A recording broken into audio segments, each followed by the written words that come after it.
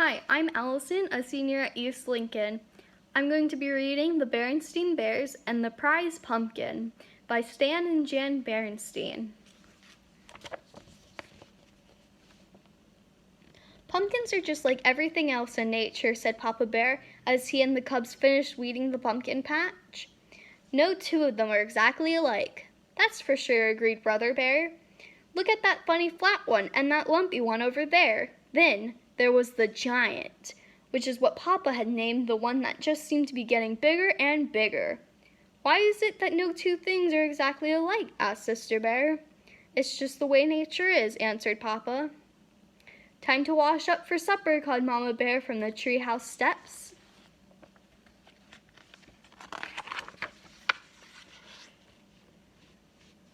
What about Queen McBear's twin brothers? Asked Sister. They certainly look a lot alike, said Papa, but I've noticed that Miss McBear can tell them apart quite easily. In you go, said Mama, shooing her family into the house. But Sister didn't go right in. She stood at the stoop for a moment and looked out over Bear Country.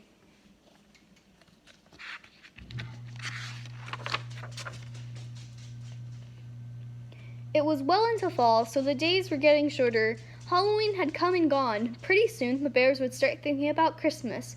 But right now, Bear Country was aglow in the setting sun. Farmer Ben's well-kept farm looked especially fine, with its baled hay, corn stalks, and pumpkins casting long shadows. I guess nature's pretty amazing, Sister said as she looked out over the beautiful scene. It's the most amazing thing there is, said Mama. Come on now, in you go.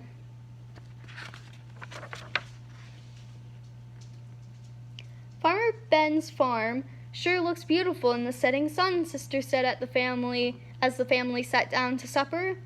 Said Papa grumpily. Farmer Ben's not such a much. Not such a much, said Mama. Why, Ben is the finest farmer in all Bear Country, and besides, he is one of your best friends. That may be so, said Papa, but earlier today he came by and said, Nice little pumpkin patch you've got there, Papa. What he said is true, said Mama, especially compared to his fields and fields of pumpkins. That may be so too, grumbled Papa, but I didn't like the way he said it. He sort of chuckled. My patch may be small, but the giant is big, and it may be the biggest and best pumpkin in all Bear Country. What do you think about that?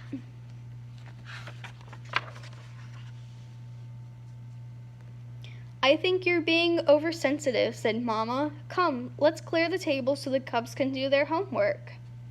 Brother and Sister sighed as they spread their books out on the table. What's that all about? Asked Papa. Oh, I was just thinking, said Brother. With Halloween over and Christmas almost 2 months away, there's nothing to look forward to. That's right, added Sister. Nothing except lots of homework. Oh, is that so? Protested Mama Bear. It just so happens that there's something very important to look forward to, a very special holiday called Thanksgiving. That's when we give thanks for all the wonderful. Your mama's absolutely right, interrupted Papa. He pointed to a notice in the evening paper. It said, Don't forget this year's Thanksgiving festival. Entry blanks for the big pumpkin contest available at City Hall. Thanksgiving is a very important holiday, especially this year, because we're going to enter the giant in the pumpkin contest and beat the pants off Farmer Ben. But Papa, he's a professional, said Brother. He's won the contest 10 years in a row. All the more reason to teach him a lesson. Come on, let's go out and check up on the next heavyweight pumpkin champion of Bear Country, he said.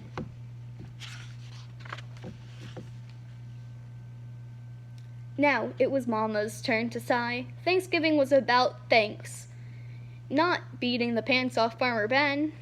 Isn't it a beauty? Papa said after they admired the giant. Across the road they could see a field of Ben's pumpkins. There were lots of fine ones, but none that measured up to the giant. There's homework to be done, called Mama Bear from the house as they left. The cubs asked Papa, Aren't you coming in? Nope, he said. I'm going to stay out here a little while and watch the giant grow.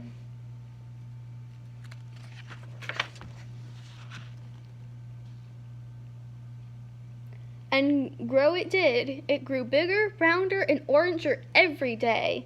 When Papa and the Cubs went to City Hall to get an entry blank for the contest, they saw the place where the winning pumpkin would go on display. "We can't lose," said Papa.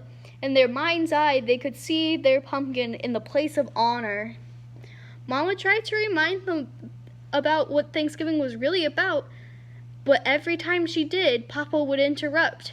"You'd have to excuse me, my dear," he'd say. "It's time to water the giant." He not only watered it on a regular schedule and gave it special plant food, he also covered it in a blanket at night and tucked it in against the cold.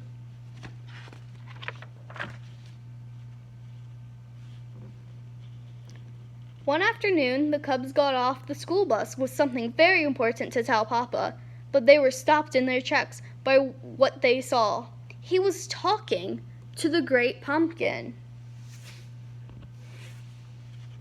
Mama explained that Papa had bought a book from the swindler, Raffish Ralph, about how to encourage your plants to grow by talking to them.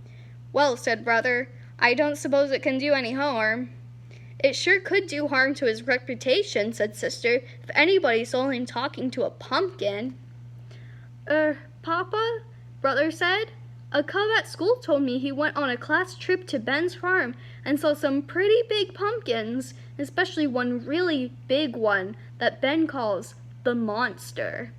"We've got to get a look at it," said Papa.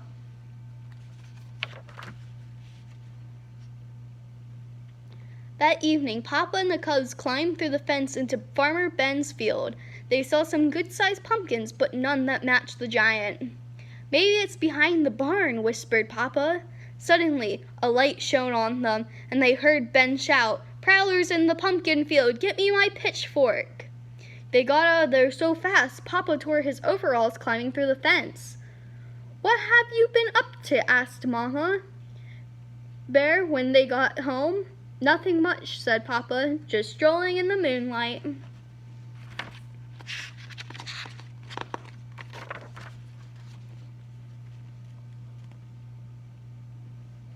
The weekend before Thanksgiving arrived. It was time for the big festival.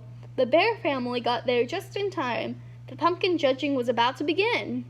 There were many fine pumpkins in the contest, but Papa was sure that none could measure up to the giant until he saw the monster. It was at least as big and round and orange as his pumpkin, and maybe, just maybe, a little bigger, rounder, and oranger.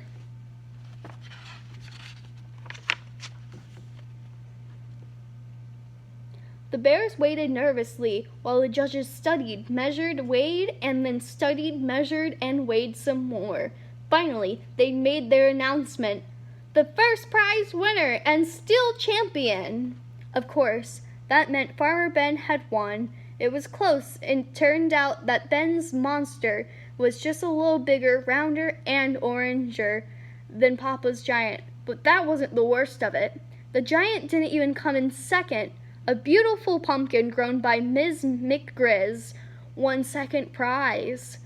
The giant came in third, and the Cubs were crushed and very quiet as they pushed their third prize winner home.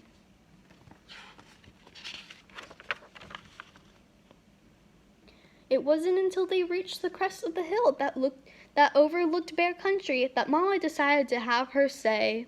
"I know you're disappointed, but third prize is nothing to be ashamed of. Besides, Thanksgiving isn't about contests and prizes. It's about giving thanks. And it seems to me that we have a lot to be thankful for." And perhaps it was Mama's lecture, or maybe it was how beautiful Bear Country looked in the sunset's rosy glow. But whatever the reason, Papa and the Cubs began to understand what Mama was talking about.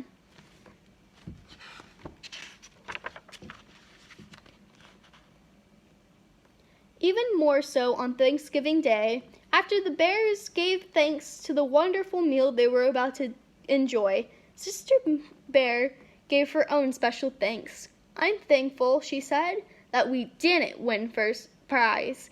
If we had, the giant would be on display in front of City Hall, instead of being part of this yummy pie we're about to have for dessert."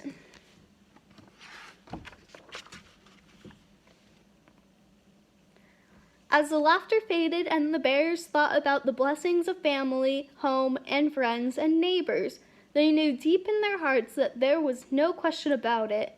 Indeed, they did have a great deal to be thankful for.